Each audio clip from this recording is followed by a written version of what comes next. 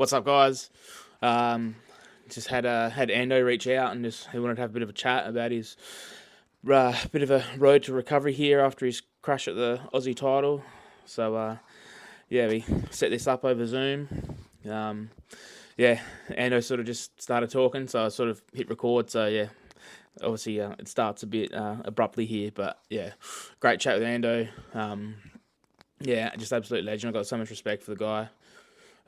He's got a bit going on, but yeah, I'm sure he's going to be back fit and strong, and yeah. So let's get into it.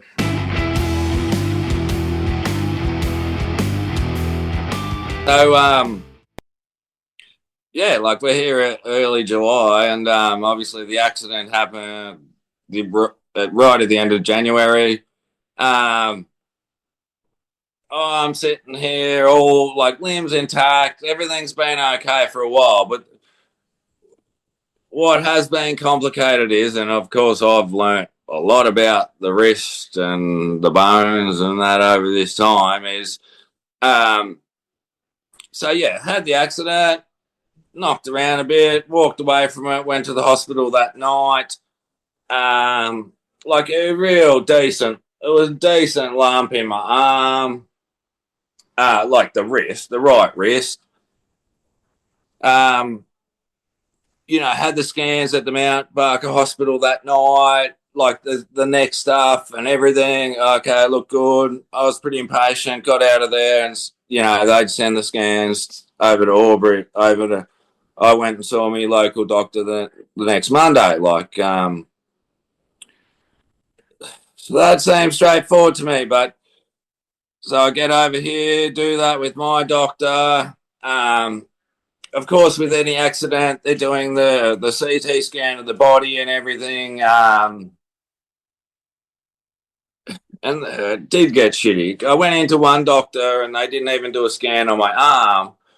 They were just worried about the body, and I'm like, well, hang on, I'm more worried about like, look at this, but anyway, the scans didn't make it over to New South Wales, right? So I went and got scans again, MRIs, CAT scans with my doctor, and where it doesn't come clear, another week or so goes by with the system, comes back, my general GP, no clear break, right? Like nothing's clear. But I'm in a bit of pain, like random pain, I had trouble twisting stuff and just a random accident. So anyway, are you happy to refer me onto a specialist? Um, and in the meantime, brace, and it was sore, and just give it time. And um, so I got onto a specialist, went to see him there a month or two ago. Um, he wanted his own scans, MRI again. Go in, and yes, nothing clear, nothing, like no clear break, right? And I've never had broken bone. I've had a couple of fractures. No clear break, nothing. But they're not saying nothing's wrong, but they all say very complicated in here. Yes, you have one or two big bones, but yeah, heaps of tendons, heaps of things going on here. You know what I mean? Like to your fingers, to your neck, to your elbow. So, um, saw the specialist here. He was like, "Okay, you got two ways to go. You're either grin and bear it. You might be okay," because I explained my racing and everything. I said I need to get going again in another 2 or 3 months. What do you think? I've done a bit of physio here, the normal physio. Things are going okay. I have pretty good grip strength, but there's some certain things that I was doing, like twisting a bottle or twisting, and it was causing me pain. So anyway, he says you either see how it goes. Like you can live life at the moment, but I don't know how you're gonna go on when you're gonna strain it for a while, blah blah blah, or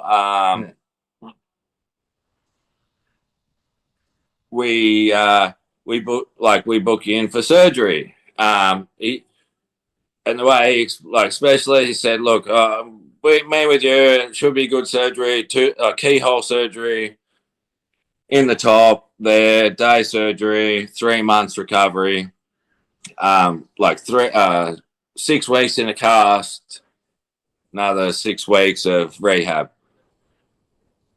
This was about a month ago, 6 weeks ago. I said, okay, mate, let's make it happen. I've got about 2 to 3 months in me.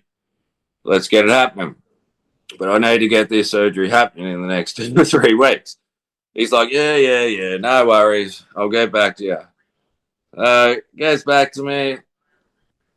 Okay, earliest I can do surgery for you in Albury is on start of August. So then I'm like, man, that's pushing it for me. Like, it's getting too far away. This was a month ago. That's getting too far away. He says, I have colleagues in Melbourne. I'll get onto them. So, everything just takes more time than I know everyone. I'm impatient as, but they say I'll get on him. So 2 weeks goes by, I get an appointment with him. I thought it was for surgery, right? I thought it was for surgery last week. He refers me to him, and then we're reading through the documents about a week before. Because I'm going to Melbourne. I'm driving to Melbourne. We're working out, I'm in fucking hospital for a day. Who's picking me up, all this shit? And then Brooke's reading that going, I think this is just a consultation. And I'm like, I was reading that too, but it can't be. The chick told me, you want to be in for the this and that, and then I blow up the next day. I ring the reception. She's nice, and she's like, yeah, that's just for a consultation. Every doctor needs to see you. I'm like, well, this is my story. All my money coming down because they can't do it quick enough up here. Coming down. Anyway, that was last week, buddy. Went down, and this is where it gets. He's a good. He looked like I don't know. He was pro, but he's looking at the scan. He's looking at me MRI. He's like, now what is the issue? And I'm like, well, what do you mean? Like I said, I'm having trouble twisting, but nothing. I said, I believe I'm pretty good. I could fight now or whatever, but it's something I do the wrong angle. It's hurting, and he's like, I'm like, what do you see on the screen there? He's like, yeah, I can't see too much either. He said, I don't think, he's like, I think you do your season, race your season, and then we talk about it after. And then I'm like, yeah, okay. And then he's like, let me have a look at him. Just like this on the table. He's like, relax. And then, he just, crack. He, after a bit, just found, it's just killing me. I'm like, yeah, that's what's the wrong. And then he's like, I'm sorry, but I need to diagnose it. Went crack a few more times, and he said, okay, this is a concern for me. And and then I'm like, okay, that's pretty much, that's my concern. So I leave, I say to him, so what I got, so I say, the last doctor said he can do this surgery, keyhole surgery, and I'm back in the game in 3 months. This guy says, I can't do it, keyhole. It seems serious. I have to open you from the bottom. Fucking 2 months or something, maybe now. So anyway, there's a lot been going in through my head the last 4 or 5 days. I still plan on getting it done. I plan on being Adelaide 500. It's going to be close. And I was hoping to have a couple of races in beforehand. And like everyone would be saying, like they have, oh, I thought this would be done by now. I thought this would all be out of the way by now. And believe me, I thought so too. Like, and obviously, if it was a clean break like that night, like if I broke my arm that night, they would have put it in a cast. I would have been home in a month, healing. Yeah. And because it hasn't been clear, like, and I'm not. What I mean is that no clean break, like what it turned out. But obviously, then admitting things had happened, and you know, like the night when it did happen, you know, it was just it sprained it or whatever. Like, and I know what happened. Like my steering wheel's been all out of shape, and normally in a crash with us guys, yeah, always if you get in a crash, you know when it's gonna, and you pull your hands off the wheel, like. Yeah. And looking back at it too, it was like, oh, and I could see, you know, I was planning on driving out of it. It was a unique crash where we hit wheels, I guess, and my car like hit into the wall and the fence, and it shot straight up, like, which I swear to God, I felt like both, like my left wrist too, like my thumbs, I felt them like sort of get popped back a bit. But having that hurt me, I believe that's what, like that initial impact is what saved my neck and other things. Like I just believe, yeah, my bad impact was going straight up in the air, which your head's already back on the seat and everything and all that sort of jazz. Um, they checked my neck and everything, and I did have a sore neck, but nothing too bad there. There was actually an old fracture that would have been. But anyway, what I mean is, yeah, what helps you in one regard doesn't. Like I had no major. What I mean, it wasn't the worst impact I've had crashing, is what I mean. But my Yeah. wrist, this one, because I was still hanging onto the steering wheel, it just bent both my wrists back. Yeah. And It was, now I'm no it was, spring chicken, of course, and it was a pretty wild crash.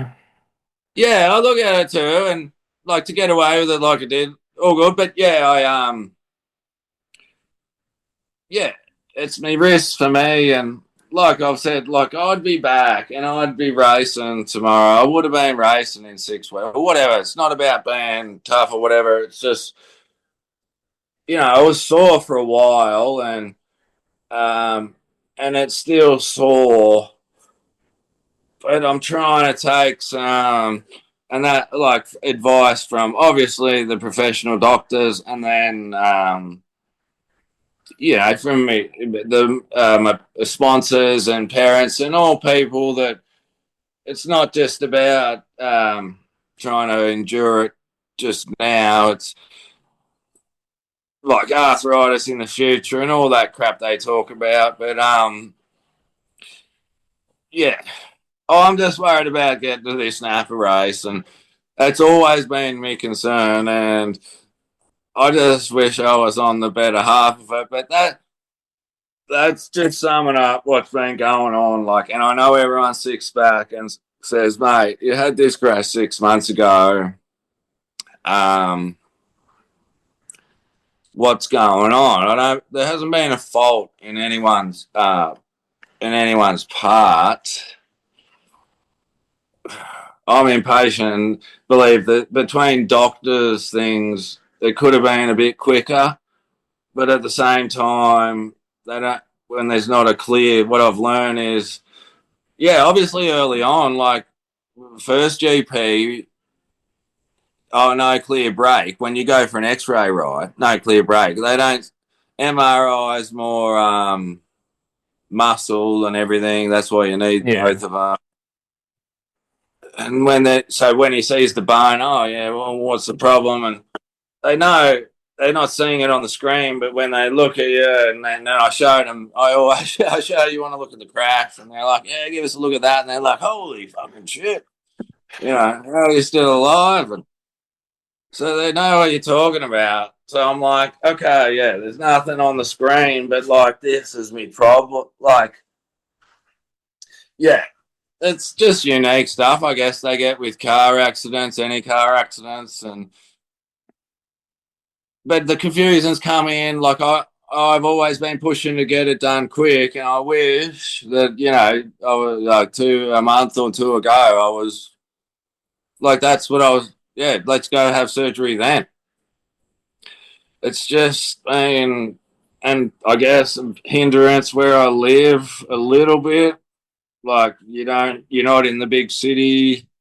You don't have the Yeah. surgeon, like a specialist just around the corner. Like I said, I'm not knocking them, but my GP says, oh, I'll get you into the specialist here in a week or two. Yeah, but when you ring them the next day, it turns into a month. Yeah. And a month to see him. And then when I go and see him, he's like, oh man, these scans aren't clear. I want to get my own scans because he's a pro MRI. So go downstairs, go get some more scans, give me a buzz. They'll be in a week. Well, they're in 2 weeks. Another month goes past. It's fucking just the process. Like, I'm impatient as, and it's just, everyone's like, oh, you're just got to. But I know if you got the money up front or whatever, you get into surgery pretty quick and all that shit. If like, I'm not denying, Carson was here and when shit goes down like that, I'm just, obviously through Speedway Australia Insurance, I'm just seeing what they can cover as well. Work's been another story, man. Like, but that's my own personal stuff. Like, as in, what I mean is, right at the end of January, February, when the accident happened, like my bosses had been great, but they give me January off to go racing. I use all my holidays January, right? Yeah. And I haven't been with them for long, but 2 years, 3 years. So yeah, that was the deal. And then I'm back. I'm back early February. Well, so yeah, the accident happens then. They're all good. They give me a bit of leniency, but yeah, I got nothing up my sleeve. I go a month or so. I'm a mechanic by trade, like a fitter. That yeah, use my hands and yeah. So a month or 6 weeks went on, and it went like, well, I don't know when I'm back to full duties. They give me some light duty stuff, driving a truck here and there, and which I totally understand. And then in the end, I just said, well, look, I just don't know when I'm going to be back to just swinging a hammer. Yeah. Yeah. So I've just been winging it the last 6 months. I have plans for the future. Obviously, very difficult going into a new job. The surgery thing's been set me back, but I've been making it work. But I just need to get this surgery done so I can get going forward with the racing, of course, then me job, and it's definitely been a roller coaster. But it's just got to be patient. So you're booked in for this surgery, and then what's the turnaround time? They're saying old mate saying now, 8 to 12 weeks, Right. but 6 weeks cast, which still, let's get there. And then me being me, that I'll do what I'm told, but it's pushing it for November, middle of November, and Napa's start of November. So, can you take the dogs into mum or something, please? Sorry. Hey, buddy, sorry. Those are just these two staffies of mine. It's over here, just been fighting for 5 minutes. They never They're just like showing off. Did you see? You would have seen them when you come in. Yeah. And it's like, just, anyway, all good. Huh. So, So that, yeah, that's where I'm at. Everyone's been asking me, because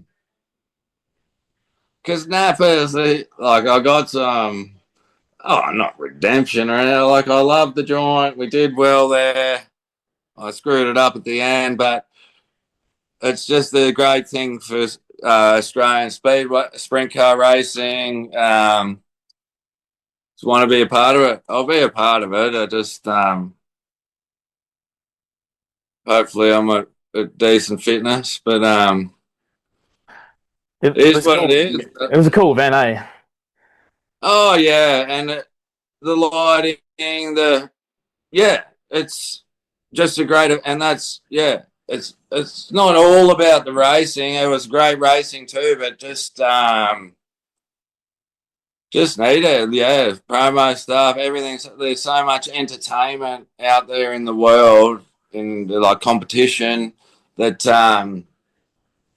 yeah, just to combine it with, I've been to some VA Supercars events over the years, but would normally, I've not gone to that 500. Wouldn't normally go, and just to see how they run the event, like what show they put on. Like I know it's a V8 supercar show, but all the stuff going on around it, and then sprint cars to just be, a side one of those spectacles. Like yeah, that's what it needs to be, like a festival. I guess if we could hook up with V8 supercars and do a festival thing for Australia, that might be the best thing. Yeah. Yeah, I I know a mean, few people were to talking. me, it would be have 100 race World Series in Australia, but it's just not going to happen. Like it's just, but yeah, if we could do a 16, 20, 30, 16, 20 race show with maybe not every event with the supercars, but get in with a lot of them. And even if there's local tracks around those events, like hook up with them. But if you have to do man-made tracks, well, from what I've seen in the whole scheme of what V8 supercars and what everyone must invest in those events, like building a dirt track like they did. I know it's still a huge effort and it was a great job, but that can't be that all that expensive. Like, Yeah, it's a oh, it's a weird thing because obviously the 500, all of that stuff's built for that week because it gets put up, torn down, and goes again. So it's it. I mean, the guys prove the point; it can be done. So yeah, it's like yeah. I mean, like obviously there's other places around the world like Chili Bowl gets built and torn down. The dome for the late models gets built and torn down. and just to but in there, like we have a young guy helping us who's on Brad Jones's team, Fletcher. But anyway, so we got to go. Macaulay Jones was hanging out with us there, and we got to go over and hang out with them over at there. And yeah, just looking at like their telemetry setups, their I guess it's mini Formula One. But it's all mobile, like it all gets packed in containers and all that jazz. And then, yeah, the structure of that's what I don't get with. I know it must be expensive and everything, but bleachers like um, America seems to be, from college, from anything seems to be built on bleachers like their sports stadium bleachers. I just mean like stacked up, stacked up grandstands or whatever. And I get it. We didn't have that as much. We had grass on hills or whatever, and our speedways were always just you go around the outside. Whereas they were the way they were seemed to be structured, especially with speedways or racetracks, is like bleachers on the main straight, Yeah. You couldn't really get around the other sides. But I know with stadiums, whatever, bleachers, and I'm sure everyone's the go that these days, and I'm sure that's what Tolmer and everyone are looking at or whatever. It's just about raising. If you can't lower the stadium as such, you have to raise the spectator area. So um, I get it must be expensive, but I don't know what's not a huge thing in Australia, like scaffolding, right? Like what I'm getting at, I'm not even talking about Tomo. They'll get that sorted out. Don't worry about that. You know that, and Yeah, yeah. they'll have that sorted. But I'm just talking about Avalon, like even Warrnambool, like even anywhere. Like I mean, I know the back straight at Warrnambool is like a nostalgic grandstand, but either side of that, like you're just putting bleachers in, like. You're getting Yeah. 20 rows high there, bro. Fucking, and the back of that, in the back of that, you're as high as Mount Max. You're fucking up high. You're like bleachers, mate. Yeah. I know that Warrnambool's spoken about doing a lot I'll more get the grand. scaffies in. I'll get some fucking Kiwi scaffies in, mate, and put that shit up that way. Well, I know I'm that. taking half the slice of the tickets of the seats. Well, I know that they spoke about a lot more grandstanding at Warrnambool because a camp chair is 900 wide and a grandstand chair is 300. So for every camp chair that comes into the venue for the weekend, you're actually missing out on two other seats. Yeah. Look, a hill's a great thing. I'm not saying knock out grass hills. I love that old shit too. Like I love that. But to get elevation cheaply, um, and it's all about you trying to watch a stadium because like I keep thinking about it now because I've been building monster truck tracks and all this shit with my young bloke because he's right into Monster Jam and I'm. But and look, they're it's not a competition sport as such, but it's still a stadium sport, and it's all about getting the crowd up. You're looking down, these guys are doing jumps, and speedway racing is just another entertainment, like a dirt track sport. But if you're down on the level, it's just not as great. Like that's why Murray Bridge is cool naturally. It's naturally cool Yeah. as shit. Some tracks that are naturally cool like that, you just can put some retaining walls in, seating, and up the hill. But if you have to man make a stadium, you got to get elevation in the seating pretty quick. Otherwise, you're just so limited on decent seating. I mean, Hmm. Geelong do a great job for what they have, but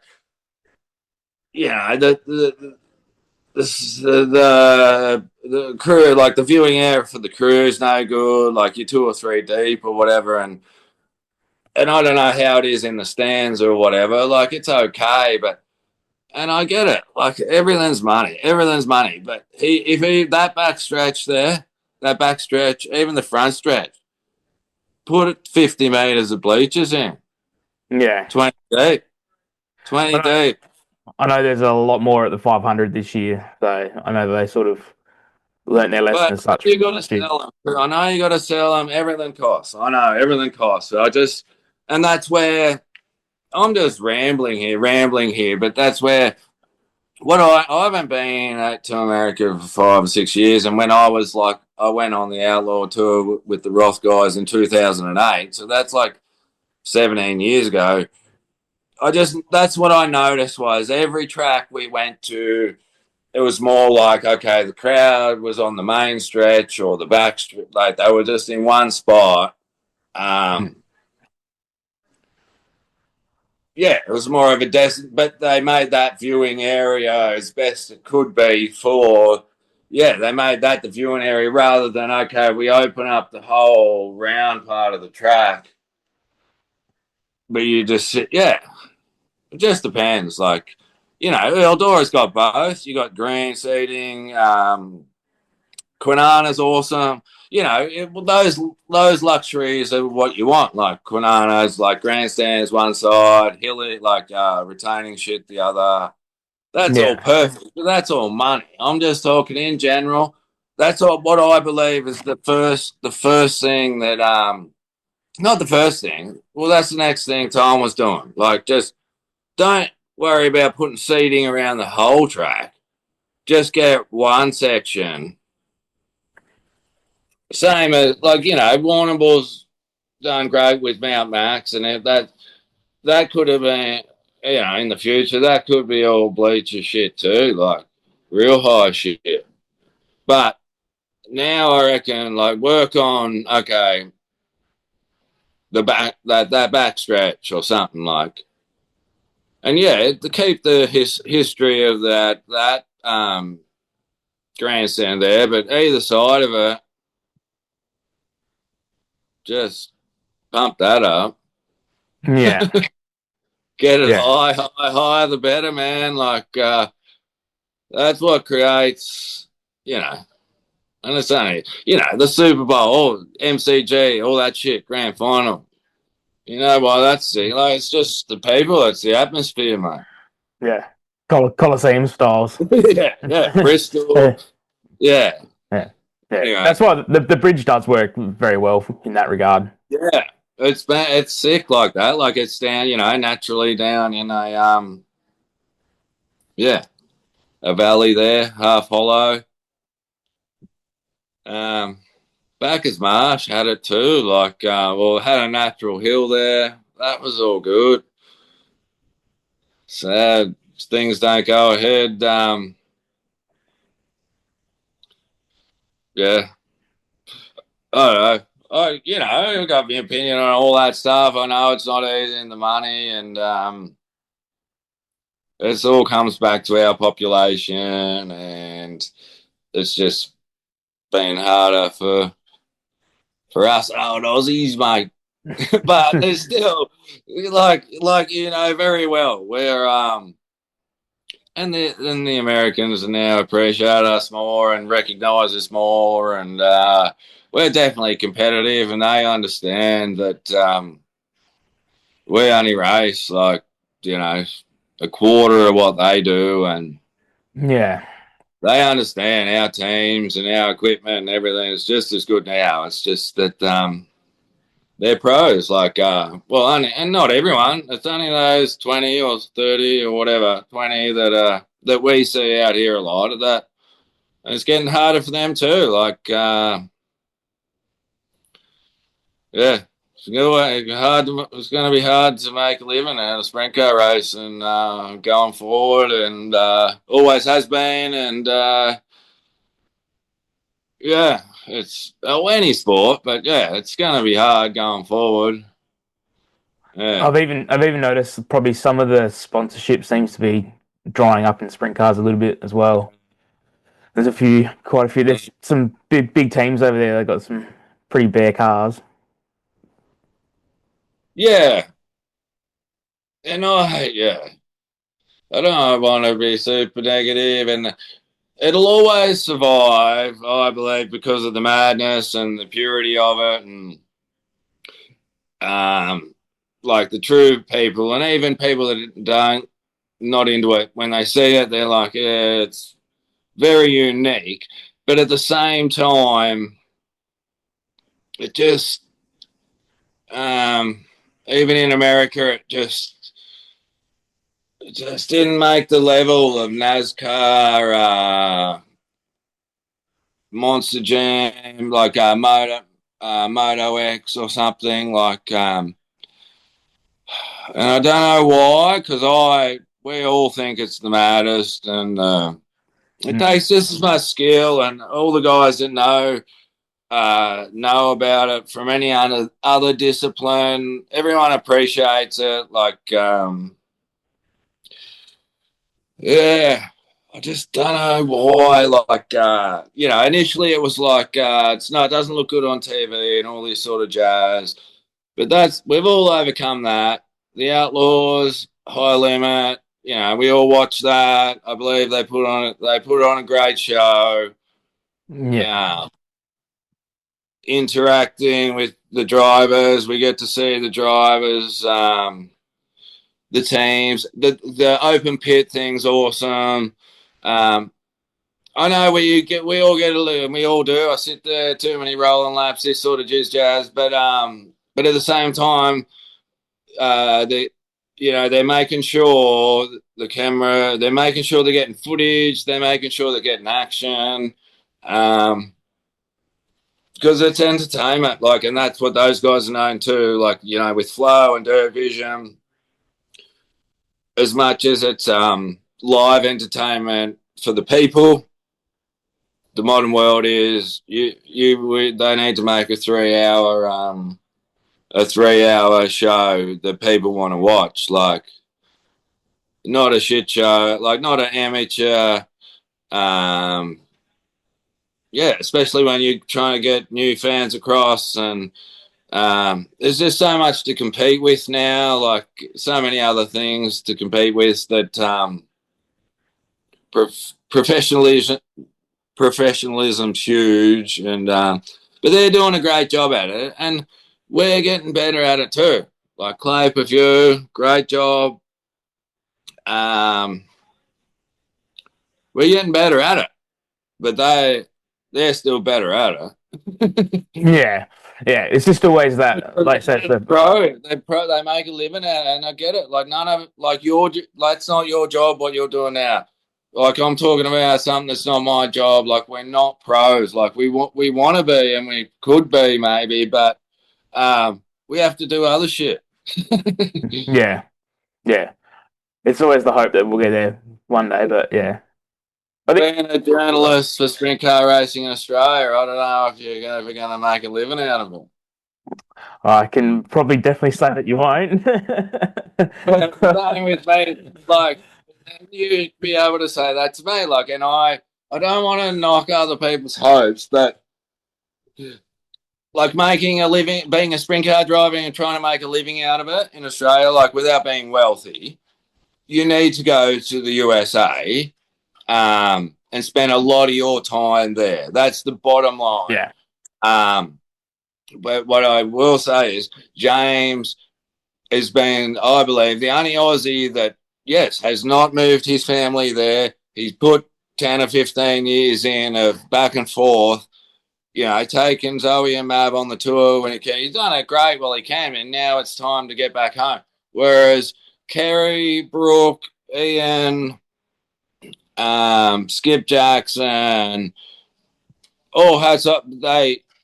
You had to move to America. Like there's 2 to 3 months racing here for decent money, as opposed to 9 months there. Yeah. And like you say, when you want to make a living out of it, there's 12 months in the year, so you have to be somewhere that. And I know James made it work, but the visa stuff wouldn't have been easy. And we all know he had dramas along the way.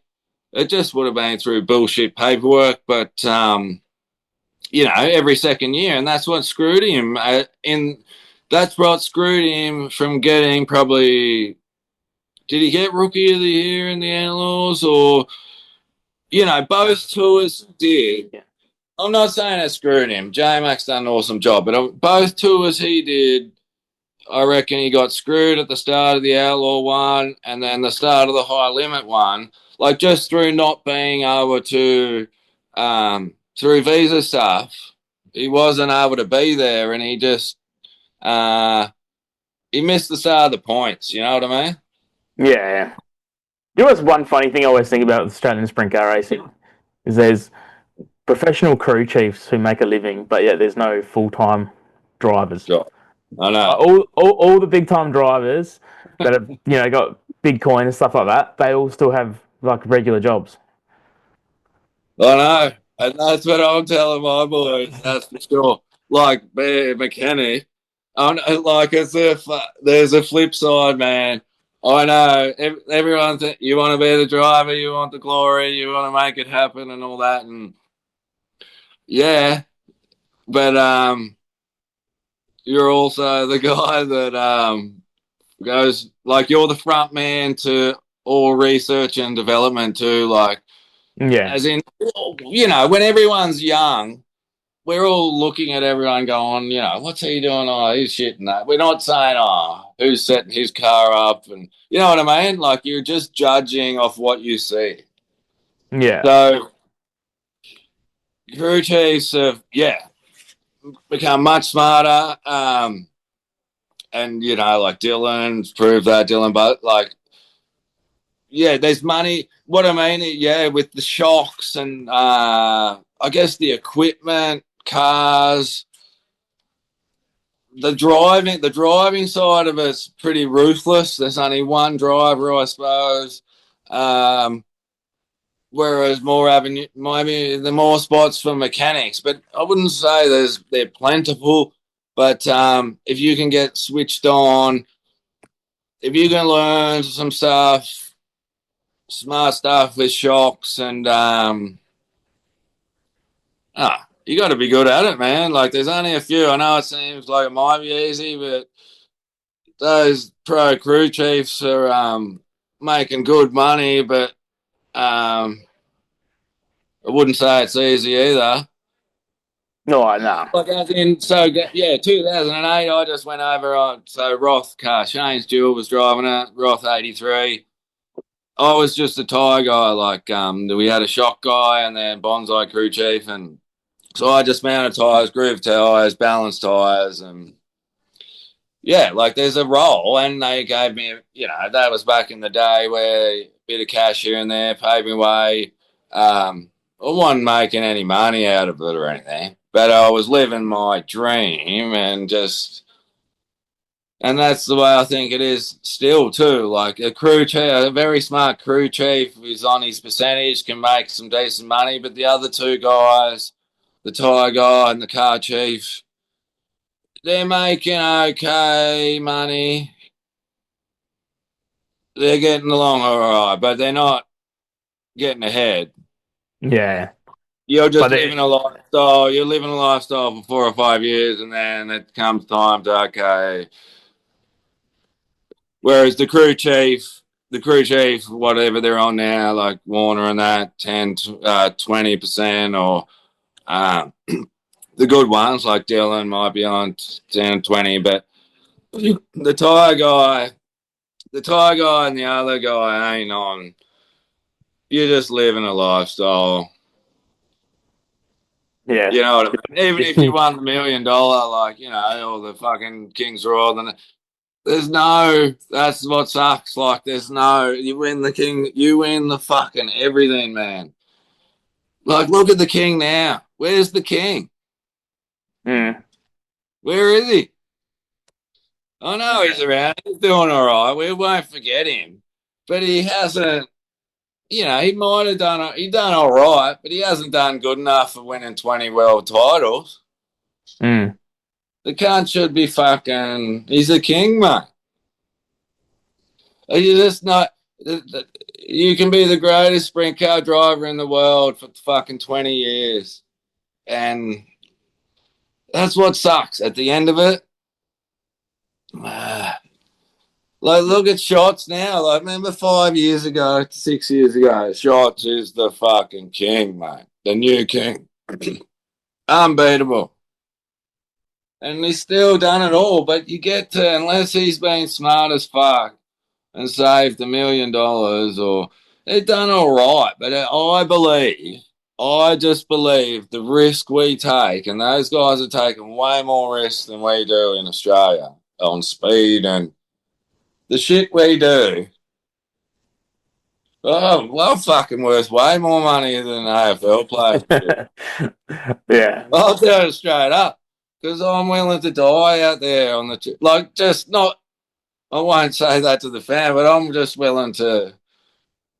Anyway, and watching those dudes, because I love it so much. Watching those out, that's what just fathomed me too. On the getting to the Outlaws, watching those guys on hot laps and just straight on the fence, like, just wide open. First lap. Just going, what the fuck? Yeah. Anyway, it's fucking madness, because if you have to do it, you will appreciate that it's not that. It looked cool from the outside, but to have Yeah. the confidence to do that, like, this is just after the fuckers roll through there to warm up the engine. Like in America, hot laps is green, white, checker. Comes over the radio, fucking green, white, checker, fucking boom. First lap. Anyway, it was impressive. I still remember. I know why the Delansky got crowd pleaser. That fucker, him and Joey, straight on the fence, mate. It's impressive shit. Anyway, I came back and was better. I admit, like, I'm just like, these fuckers just hold it flat. But you crash and then you're like, oh, fuck. I better pucker up a bit. But anyway, it's impressive. Like, what am I, I'm hamming it up, but you never, yeah, sprint car drive, those outlaw guys are the baddest race car drivers in the world. Like, Oh yeah, for sure. and it's Yeah. proven it's getting better now with Larson and everyone. It's been great. Like, but they're the most versatile. Like a dirt track racer. I'm not saying he'll be the best gear shifter, but he's gonna be pretty good. Yeah. This is so much changed about a race. Compared to someone else coming from, I mean, Verstappen might get going in a sprint car, but it's just you're just fucking not going to be good at it. It's just that sport. You just can't be fucking good at it. No one will come in and win the Knoxville Nationals in the first year. They just won't do it. Mm. Yeah. If you're get fucking Verstappen over, get all those Formula One, Hamilton, give him 2 weeks practice. Give him 2 weeks practice just with the pros and fucking say, okay, here we go, qualifying. This is the Knoxville Nationals. Let's see who wins it. Like, you ain't gonna fucking do it, man. Like, I know how good Larson was and everything, like, but it's just, it would have taken 5. He was racing dirt track since he was 12, and uh, it's just that sport. And I love, like, that's what I'm so hardcore about. Like, I just love saying, okay, motherfucker, let's see you do it.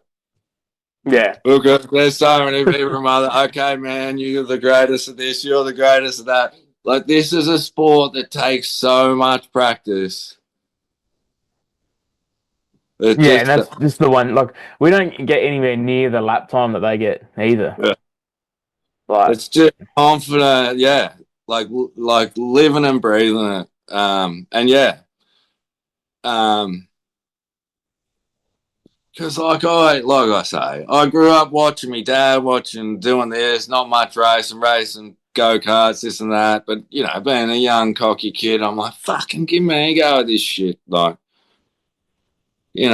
um, just watched it so much. I'll fucking be able to do this. Like, I was pretty.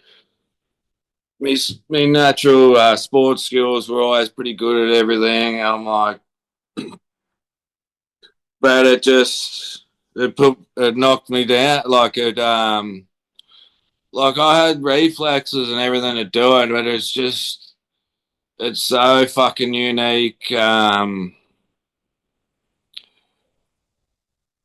Sitting in the car, yeah, like you can't, you got to do it. And then, or like, yeah, the first, and then they all say the first like start up, all that jazz rolling around. It's like, oh, everything's falling off, this and that, and then, uh, yeah, I could go on for ages. And it's opposite. You got to hold it flat. Like when you get in trouble, you're meant to fucking just give him more gas. And whereas bitumen racing and all that's just completely different. But anyway, that's why I'm still in awe of the good guys that don't make mistakes because, um, 30 lap, like when people say, oh, how long's your big race and shit? And I'm like, oh, well, my race is 30, 40. Oh, fuck, that's pretty easy. And yeah, you try not make a mistake out front or try not make mistakes in 30 laps driving a sprint car. Like, it's not that easy. mm. But from the outside, I know you're like, you watch, oh, what the fuck are you doing? Oh. But anyway, I've been lucky enough to win a few. I just, I wouldn't say I'm too old, but I'm 44 now, man. I'll be 45 at the end of the year. Um, I still feel pretty young, but I know the body's not as young. But um, I always feel 50s are pretty solid. I reckon I got five. Or I just want to, like everyone always says, like my dad did.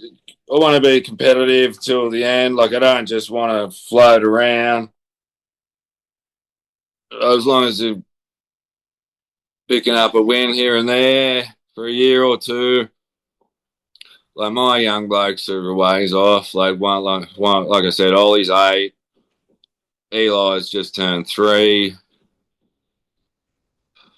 I don't know. That's a ways off to be worrying. I don't know if I can make it that long, but I love the sport and all that. So I got another 4 or 5 years left in me. Who knows? But As soon as the want, as soon as you lose the want for a win, that's probably when you know it's time to pack it in. yeah, yeah, it is. And everyone wants different things. Everyone different stages of their career. Um, what I mean is like, so, yeah, I wouldn't know what it's like to still like say you one thing's very young and like James and like to keep the desire up like when you've won everything as time goes on. Yeah, I'm not in that position. Like I've always, I've come from when I was a young bloke and all that. I just want to win the classic Australia one, and then I eventually got to race a sprint car and done it all, but haven't won those races. But that was just things in my head. I'm still proud of the other big races I've won and all that. Um, but yeah, deep down, I suppose going back to a kid before I even started racing was fuck. I got to win the classic and all that sort of jazz, and I know that goes through everyone's head, and it wasn't easy for any of them. Like, it's a great accomplishment. Like, Veely, J Mac, all of them, they grew up the same thing. Like, just want to win that race, and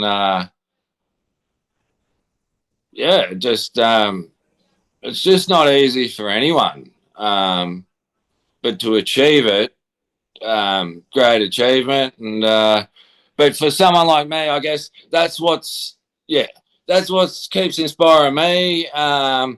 And what I mean is, if I go through a season like this season of just barely making A mains, and then not, you know, people, yeah, going, what the fuck's Ando doing? Anyway, like I'll just know when my time's up. But every now and then, I still just, as long as, like you say, have that belief, the desire, and the work. Because as you well know, all the work's done in the garage with your team, all this shit no one ever sees to turn up to a track with a fast car. Like, yeah, the driver and the crew, we still have to make decisions on the night. But if your shit ain't together before you get there, yeah, you can have the best paint job, the sickest looking thing, roll it out. But if she ain't set up properly, you're not going to be any good. Especially these days, like of course, we all want to look professional and all that. But with that, if you want to stand out, you better be fast because everyone looks good these days. So, the amount of effort that goes in, as we all reiterate, money, time, yeah, it shows on the racetrack. So we've got the team, Craig and Josh, my guys, we all got the same passion, we're the same age. We're all getting on, but we know our place. and we know we can beat them, and that's what for a team like us, that's what keeps us going. Yeah, Yeah. pick up a win here and there. Yeah, we love the sport, but you want to be able to compete, and there's nothing better than competing at the big events. So yeah, we'll keep at it until. But yeah, I guess as time goes, like every year goes on, reflexes later. Like, I'm confident I'll be right.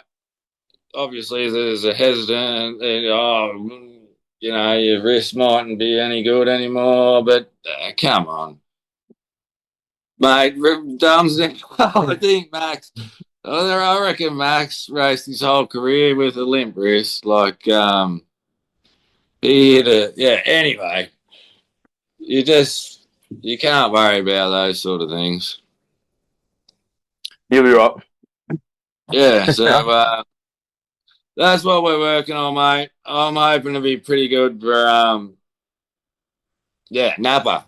So I'll put a few things out when it gets closer, but that's the plan there. Lots of people asking, and I'll just try to say that's why it's been complicated. It just hasn't been straightforward. Like I said, I guess if it was a clear break, I'd probably be on the better half of it now. It's just been, it wasn't a clear break and all this other tendon stuff in there, and she's all complicated, mate. Oh, we got plenty of racing over this way before Napa, so yeah, there'll be a few warm up races you'll be able to do on the way over. So yeah, we got plenty around here just before it. So Yeah, no, they'll yeah, I'm a couple of months off, but like I said, if I was hoping to be going prior to that, but